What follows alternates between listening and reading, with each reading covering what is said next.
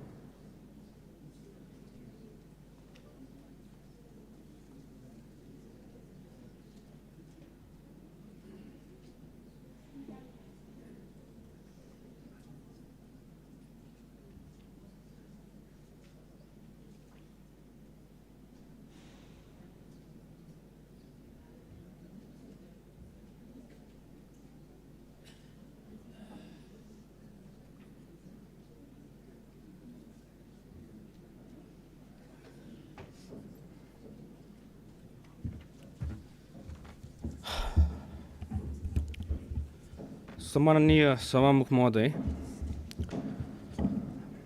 आज म यहाँ बोल्न आएको।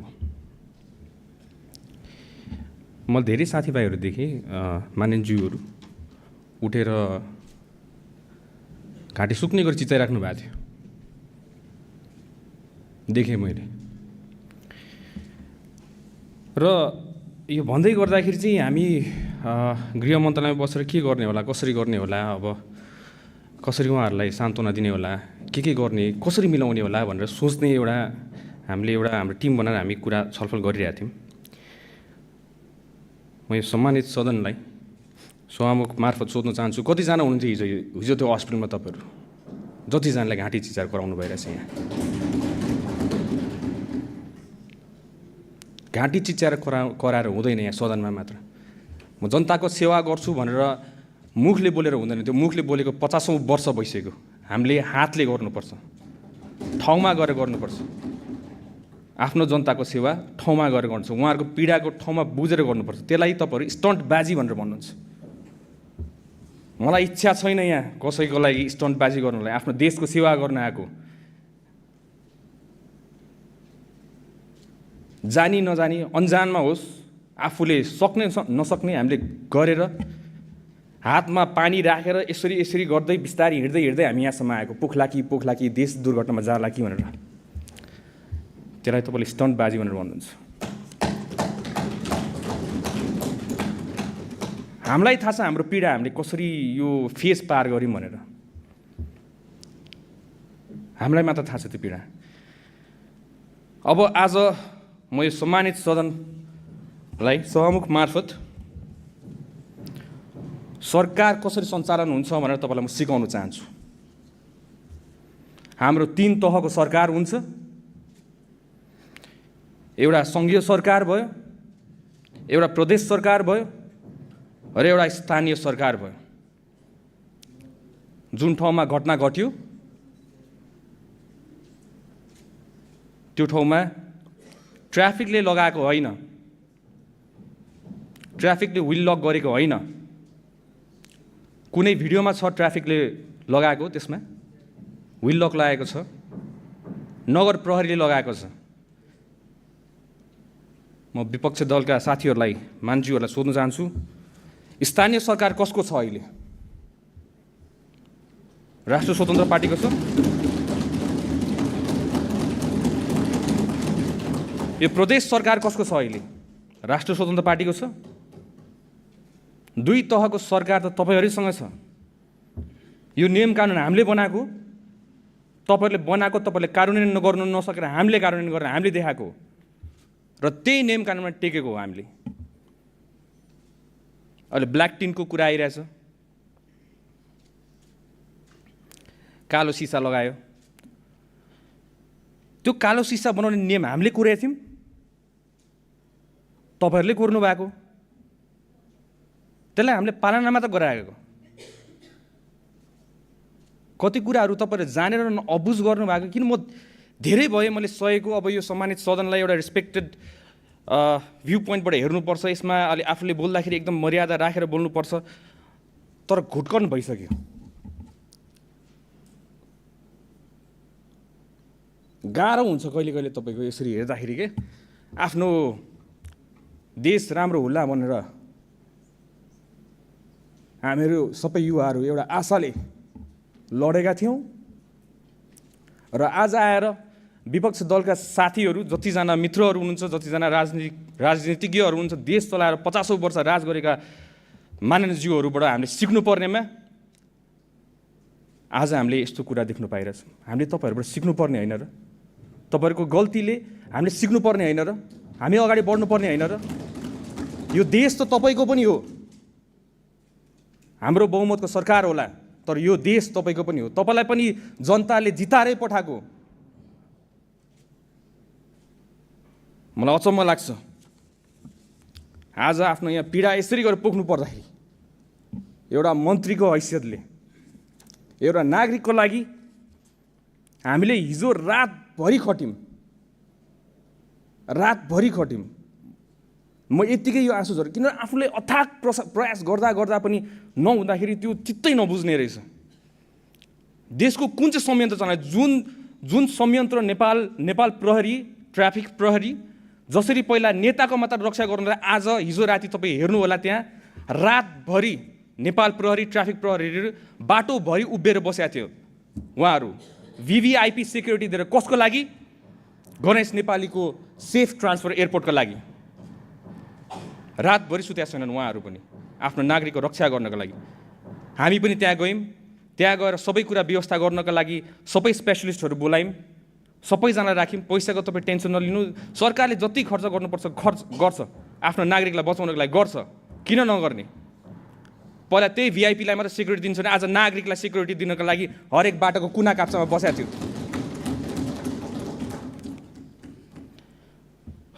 तर त्यतिखेरको कन्डिसन तपाईँलाई थाहा छैन। किन थाहा छैन? किन तपाईँ त्यहाँ पुगेकै छैन। डक्टरसँग कन्सल्ट गर्नु पऱ्यो, कुरा गर्नु पऱ्यो। डक्टरहरू हामीले उता इन्डियन साइडलाई पनि हामीले पर्मिसन लिनु पऱ्यो। राति परिसकेको थियो, पर्मिसन लिन परराष्ट्रलाई हामी परराष्ट्र मन्त्री उठ्नुभयो, परराष्ट्र सचिव उठ्नुभयो, इन्डियन एम्बेसीसँग कोअर्डिनेसन गर्नुभयो। इन्डियन एम्बेसीसँग कोअर्डिनेसन गरेपछि उताको एम्सको टिमलाई रेडी गर्नु पऱ्यो। उतापट्टि आउँदाखेरि फेरि यताबाट एयरप्लेनले हाम्रो एयर एम्बुलेन्स स्ट्यान्ड बाईमा राख्यौँ हामीले। म आफै गएर त्यहाँ निरीक्षण गरेँ, किनभने हाम्रो डोमेस्टिक एयरपोर्ट जाने बाटोमा चाहिँ तपाईँको त्यो पिच भएको छैन। त्यो गल्ती हामीले लिनुपर्ने, पिच नभएको। त्यतिखेर हाम्रो गणेश नेपाली त्यही एम्बुलेन्समा जाँदाखेरि हल्लिएर केही होला कि भनेर डर लागेर मैले राति नै एयरपोर्टमा गएर 10 नम्बर बेमा लिएर आउनुपर्छ तपाईँहरूले, यतापट्टि सजिलो हुन्छ भनेर हामीले भनेर आएको छौँ। र राति एयरपोर्टमा आफै गएको। त्यसलाई स्टन्टबाजी भनेर भन्नुहुन्छ भने यस्तो स्टन्टबाजी सबैजनाकोबाट चाहियो आफ्नो नागरिकलाई सेवा गर्नलाई।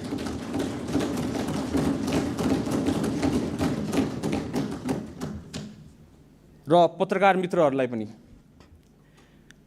तपाईँले सोध्नु होला, जतिजना मान्छेले त्यसलाई स्टन्टबाजी भन्नुभयो, क्यामेरा लिएर हिँड्छ भनेर। क्यामेरासँग भाग्ने मान्छेहरू हामीहरू। क्यामेरा आएर बोलेको तपाईँले हतपत्त हामीलाई देख्नु हुँदैन। हामी फिल्डमा उत्रेर काम गर्ने मान्छेहरू। हामीलाई त्यति राम्रोसित बोल्नु आउँदैन होला, तर राम्रोसित काम चाहिँ गर्नु आउँछ, आफ्नो देशलाई जोगाउनु आउँछ। चाहे तपाईँ नै होस्, तपाईँको जिम्मेवारी पनि हाम्रै टाउकोमा छ। हामीले नै त्यो जिम्मेवारी निर्वाह गरेर हामी तपाईँको सुरक्षाको लागि हामी खटिरहेछौँ।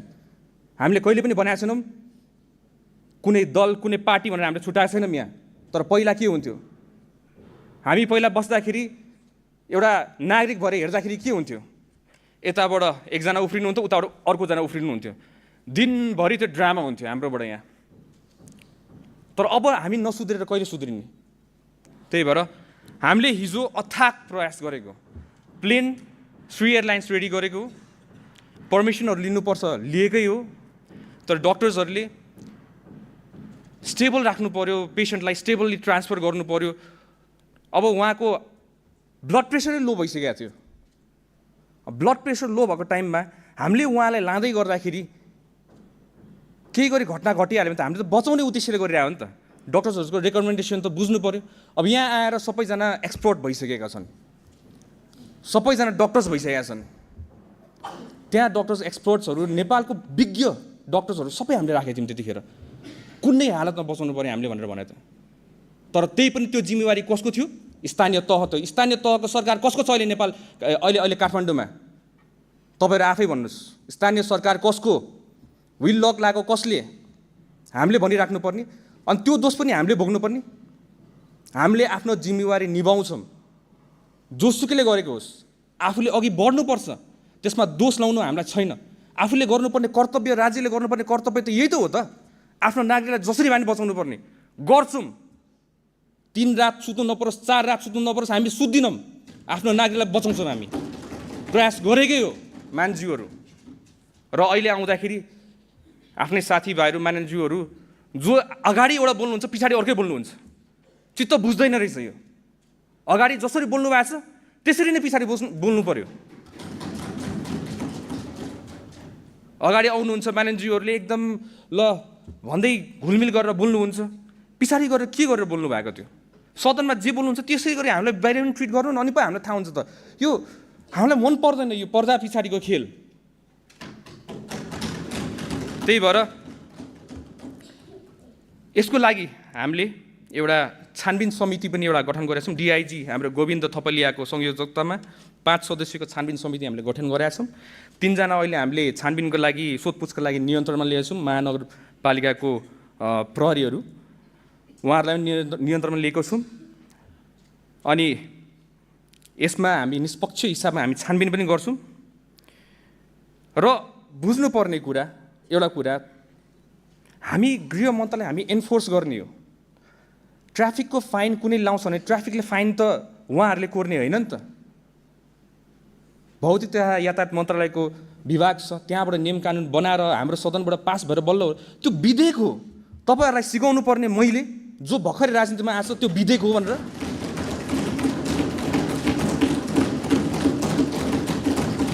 मलाई भन्नुभएको होइन तपाईँहरूले, कतिजना मानिसहरूले मलाई भन्नुभयो होइन संविधानको स थाहा छैन यहाँ आएर भने। अहिले आएर संविधान स थाहा नहुने मान्छेले तपाईँलाई संविधान सिकाउनु पर्ने यो दिन आएको हो यो सदनमा।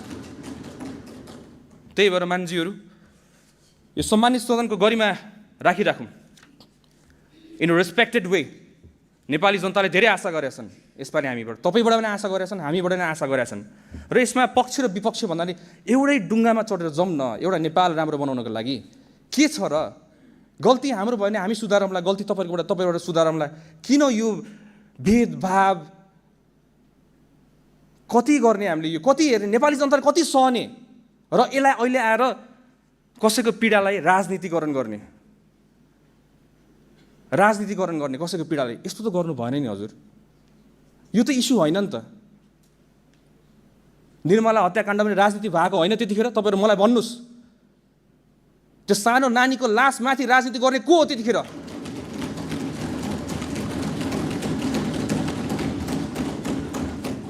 त्यही भएर यसमा हामीले गर्नुपर्ने हाम्रो आफ्नो दायित्व, नेपाल सरकारको तर्फबाट दायित्व, हामीले 1 इन्च पनि हामी छोड्दिनौँ। हाम्रो आफ्नो कर्तव्य पुरै गर्छौँ। र नचाहँदै पनि आफ्नो अथक प्रयासपछि पनि आज हाम्रो गणेश नेपाली भाइले आज हामी माझ हुनुहुन्न। म बुझ्छु यो कुरा, तपाईँहरूको प्रश्नहरू म बुझ्छु, तपाईँहरूको धेरै क्वेसन्सहरू छ। तर हामी त्यहाँ हुँदै गर्दा हामीले आफ्नो बेस्ट दिएको, विश्वास गर्नुहोस्। मलाई ढाँट्नु आउँदैन, म पहिलादेखि भन्छु मलाई ढाँट्नु आउँदैन, मलाई ढाँट्नु मन लाग्दैन। र अहिले यस्तो गरिमामय सदनलाई मैले ढाँट्दाखेरि मलाई पाप लाग्छ। मैले सारा नेपाली जनतालाई ढाँटिरहेको हुन्छु, म यस्तो ढाँट्नु मलाई मन लाग्दैन। जी हो, यही हो रे यथार्थ। तपाईँले मिडियाकर्मी साथीहरूलाई सोध्नु होला, कहिले मैले बोलाएको छु मिडियाकर्मी साथीलाई मलाई आएर घेरेर बस्छ भनेर? कहिले भनेको छु मैले? उहाँहरूले आफ्नो कर्तव्य निर्वाह गर्नलाई धेरैवटा प्रश्न गर्नुहुन्छ, त्यही पनि मैले प्रश्न उत्तर नदिकन आफ्नो काममा सुरु हिँड्छु। कति कुरा मैले चिप्लेर बोली, किनकि सदनमा हेर्दै गर्नुहोस् न, म यहाँ उभिने बित्तिकै सबैजना कसरी हेर्नुहुन्छ, अब सुदन गुरुङले गृहमन्त्रीले केही चिप्ल्याउँछ र त्यसलाई भाइरल बनाउँला भनेर बुझिरहेको हुन्छ। त्यो हो तरिका। तर त्यही पनि कतिजना मानिसज्यूहरू विपक्षी मानिसज्यू भए पनि मलाई माया गर्नुहुन्छ, मैले देखाएको छु। हाम्रै मानिसज्यूहरू धेरै माया गर्नुहुन्छ। कति गलत गर्ला कि हामीले सच्चाइ दिनुपर्छ, सम्झाइ पनि राख्नुहुन्छ, त्यसमा म एकदमै आभारी छु। I'm very happy, I'm more than happy. म एउटा जेनेरेसनलाई रिप्रेजेन्ट गर्छु, एउटा युथलाई रिप्रेजेन्ट गर्छु, एउटा नयाँ पुस्तालाई रिप्रेजेन्ट गरेर हामीहरू आइरहेको छौँ। र त्यो पुस्ताको इज्जत तान्ने कर्तव्य मेरो, र म त्यो पुस्ताको इज्जत फाल्न नदिनको लागि म हर कदम प्रयास गर्छु। तपाईँहरूको नि इज्जत नफाल्नको लागि विदेशमा गएर म तपाईँहरूको इज्जत पनि धान्नलाई म हर कदम प्रयास गर्छु। चाहे तपाईँ काङ्ग्रेस होस्, चाहे तपाईँ एमाले होस्, तपाईँ माओवादी होस्, हामीलाई त्यस्तो सरकार छन्। तपाईँ एउटा नेपाली हो मेरो लागि, तपाईँ मेरो दाजु हो, मेरो भाइ हो। सारा संसारमा सारा ठाउँमा मैले भनिसकेको छु यो कुरा। त्यही भएर कतिपय प्रश्नहरू गर्दाखेरि हेलिकप्टरको विषय उठाउनु भयो। समय मध्य मलाई अलिकति समय दिनु होला है, धेरै कुरा मलाई भन्नु मन लागिरहेछ आज। यो हेलीको विषयमा अब धेरैजना मानिसहरूले उठाउनु भयो। हेली, हाम्रो त्यो हेली पानीमा खोलामा गाडी छिरो, हेली किन गएन? We need to work smart. हामी यो जेनेरेसनको मान्छे, हामीसँग ड्रोन छ र हेली तपाईँ आफै, म तपाईँलाई प्र्याक्टिकल्ली आज म भन्छु, त्यो ठाउँमा हेली त्यत्रो माथि उड्दाखेरि मुनिको बगिरहेको देखिन्थ्यो होला। हेली जाँदाखेरि गाडी मुनि छिरिसक्यो, खोलामा गइसकेको। म फर्स्टमा अपडेट डिजास्टरको बारेमा म 10 इयर्स एक्सपिरियन्स छ, मैले बुझ्छु के भयो भने तुरन्त आत्तेर फोन गर्छु म। त्यतिखेर बुझ्दै गर्दाखेरि पानीभित्र छिरिसकेको अवस्था थियो र एकजना व्यक्ति त्यहाँ अड्किराख्नु भएको अवस्था, उहाँको लास्ट कन्डिसनमा थियो।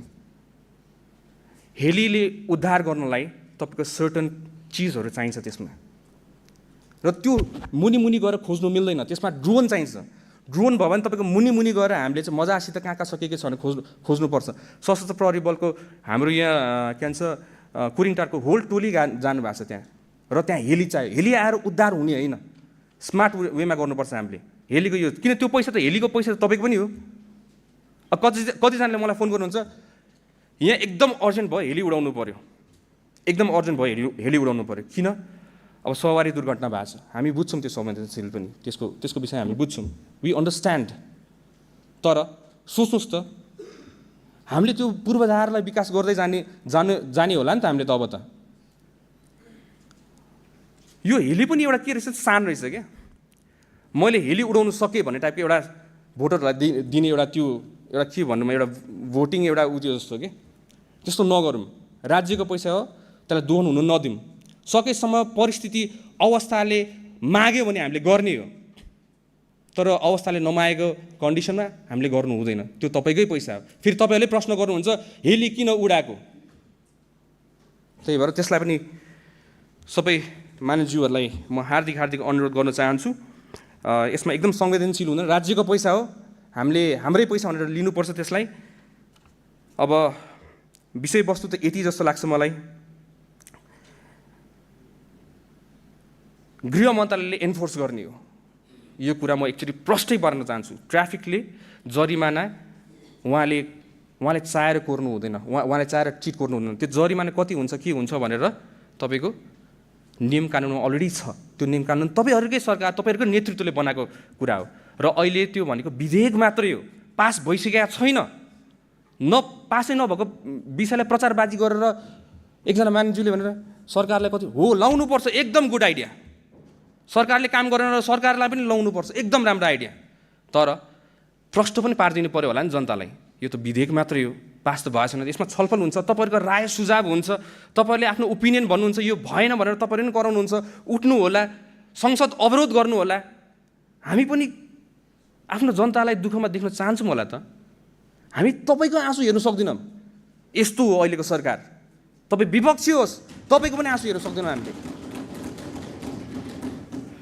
त्यही भएर यो सम्मानित सदनलाई सभामुख ज्यू मार्फत मेरोबाट भुलचुक भएमा, मेरो शब्द चयनहरूमा नमिलेमा मेरो इन्टेन्सन चाहिँ कहिले गलत छैन हजुर। 5 इयर्समा 5 वर्षको कार्यकाल हो। 5 वर्षको कार्यकालमा मैले भनिरहेको छु मेरो शब्द चयन एकदम राम्रो हुनेवाला छ। तपाईँले मलाई 6 महिनाको कार्यकालमा देख्नु भइरहेछ अहिले सदनमा उभिँदै गर्दाखेरि मेरो शब्द चयनहरू धेरै मिलिसकेको छ। र शब्द होइन, यसमा तपाईँको ढाका टोपी र दौरा सुरुवाल लागेको यो सदनमा कैयौँ बसिसकेका थिएँ, तर देश बेच्नलाई होइन। तपाईँ जे लाउनु तपाईँको पहिरनसँग नहोस्, तपाईँको इमान्दारिता, आफ्नो देशप्रतिको एउटा माया, एउटा पेट्रोइटिक मान्छे हुनुपर्छ जस्तो लाग्छ मलाई चाहिँ। आज यो देशलाई केही पर्दाखेरि ल भन्नुहोस्, सुदन गुरुङलाई राखेर यो देश बच्छ भने सुदन गुरुङलाई गोली ठोक्नुपर्छ भने फर्स्टमा सुदन गुरुङ नै आउँछ तपाईँहरू सबैजनालाई बचाउनको लागि। यो देश बाँच्छ भने मैले सुनिरहेको छु 24 गते सुन्दा 8-9 महिनामा 24 गते बच्चा मरेको छ। तपाईँहरूलाई 24 गतेको पिर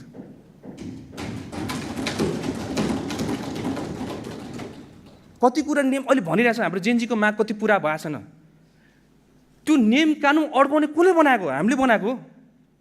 पुरानो नियम कानुनमा टेकेर गरेन फेरि भ्रष्टाचारको मुद्दा लाउने, फेरि त्यही प्रतिपक्षको साथीहरू मानिन्थ्योहरू होला, फेरि भ्रष्टाचार भयो भनेर भन्नु होला, त्यहाँ कसैलाई न्याय दिँदै गर्दाखेरि त्यो पनि विचार गरेर गर्नु पर्यो हामीले। त त्यो गर्दै गरेर यति दुःख पाछौँ हामीले, तर बट स्टिल आफ्नो देशको लागि यस्तो दुःख त 100,000 कुर्बान हो।